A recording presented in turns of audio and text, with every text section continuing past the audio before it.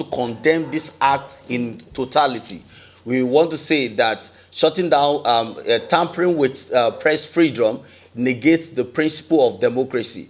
The freedom of the press is important and is a cardinal indices for any democracies to survive. So we want to condemn that act. I want to call the attention of the federal government to understand that this is a democratic system of government, and any attempt to dictate the pace of the press or to restrict or to restrain the performance of freedom press in Nigeria will cut short the possibility of running a clear democracy. We want to call on all Nigerians, we want to call on all media practitioners, we want to call on every Nigerian to understand that we all have a duty to protect this democracy. Our forefathers fought for democracy to ensure that this country can progress, can be like other worlds across the world. But unfortunately, this government is becoming so dictatorial in our activities. We want to condemn this act in its totality. I will call on all Nigerians to please support this movement to ensure that the liberty and the freedom of press is restored in Nigeria.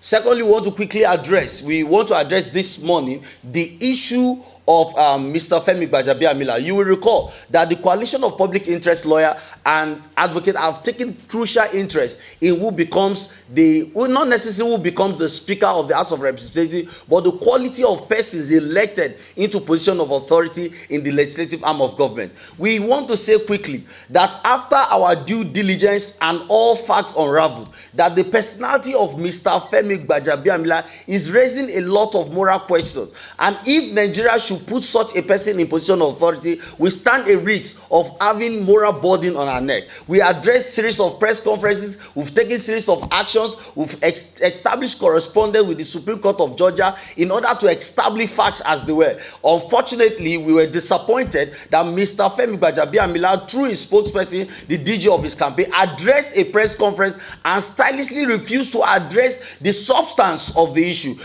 When you look at Mr. Jubri, who was speaking for Mr. Femi Gbajabiamila, put all their defenses on the book of Mr. Femi Gbajabiamila published in order to defend him. And we have discovered and have gone through this book. We noticed that even the book has indicted Mr. Femi Gbajabiamila. Mr. Femi Gbajabiamila has also acknowledged that he took $25,000 belonging to his clients in the United States of America and came down to Nigeria to run politics. We believe this portends a very serious danger to our system, to our politics. And it is also important that we know that the activities and the characters of our leaders will go a long way to determine the kind of value system we have in our society and the thinking horizon of our youth. At a time like this, when Nigeria should be giving voice to the hopeless and giving courage to young people who are aspiring to become great in our country, we do not believe that we should encourage people who have questionable character to ascend into position of authority. We believe that the press conference of Mr. Femi Gbajabiamila, through his spokesperson, is spitting on the face of Nigeria. We are also worried that Mr. Femi Gbajabiamila could not even come out in public to address Nigeria because he knows that he cannot face camera and tell Nigerians that he is a saint. It is important for us to know that whoever is elected as a Speaker of the House of Representatives will go a long way to define the reputation of our country and to define how the world will view our country. It is important that Nigerians should take this matter seriously and ensure that people who have skeleton in their cupboard, people who have questionable character, people who their antecedent is not good enough should not be encouraged into political office. The facts available before the court and the nature of the matter before the court determines what the court says.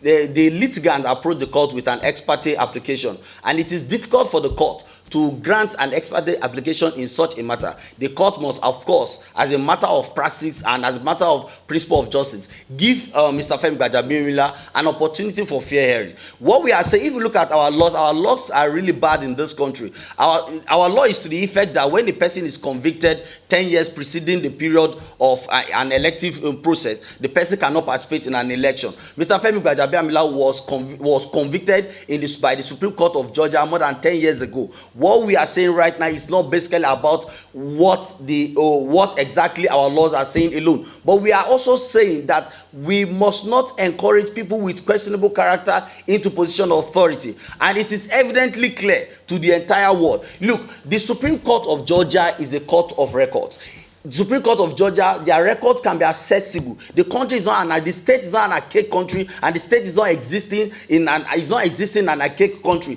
These facts are available. As I speak to you today, we have established correspondence with the Supreme Court of Georgia. We have all facts and documents relating to the court processes against Mr. Femi Gbajabiamila and his conviction. We have no iota of that. We have challenged Mr. Femi Gbajabiamila a long time ago that he can sue us for defamation, or he should come out to public and give explanation to the Nigerian people. And Mr. Femi Gbajabiamila in his book has also acknowledged that he took the money, but he claimed he has refunded the money. What we are saying right now is that look at what happened to Mr. Femi Gbajabiamila's client. She lost her eyes, she lost one of her hands, she lost her two legs, she was totally deformed at that point of the accident. But Mr. Femi Gbajabiamila, who is supposed to get money from the insurance company and remit same to his client, took the money, fled Georgia, and came to Nigeria to do politics. You see, we need to start asking questions. It is important as a matter of principle that the Nigerian people must interrogate the character and the quality of people who intend to ascend into position of authority in this country. If not, we reach reputation crisis as what we've been seeing all over the country. The executive arm of government should always be careful about dictating who becomes the leader of the legislative arm of government. It is called separation of power under the principle of corporate governance. And so you must allow every segment of government to operate independently. The legislative arm of government have the duty to elect or select their leader independent of the executive. And so the executive can make effort, play politics, lobby their interest, but you don't assert yourself. You see, the crisis we are likely going to have in the night assemblies, started by the chairman of the APC, Comrade Adams Oshiomhole, when he was grandstanding, asserting that it must be so person, it must be so person. Governance is not run that way. It is not a banana republic. Nigerians, and of course, Nigerian government must come to acknowledge the fact that we have separation of power, we have the executive arm of government, we have the legislative arm of government, and of course we have the judiciary arm of government too. So it is very dangerous for the executive to insist that a particular person must be elected. But as an organization, we are not even interested in the politics. We are interested in getting to elect someone with a credible record, with a credible antecedent, at least someone who is a little bit above board.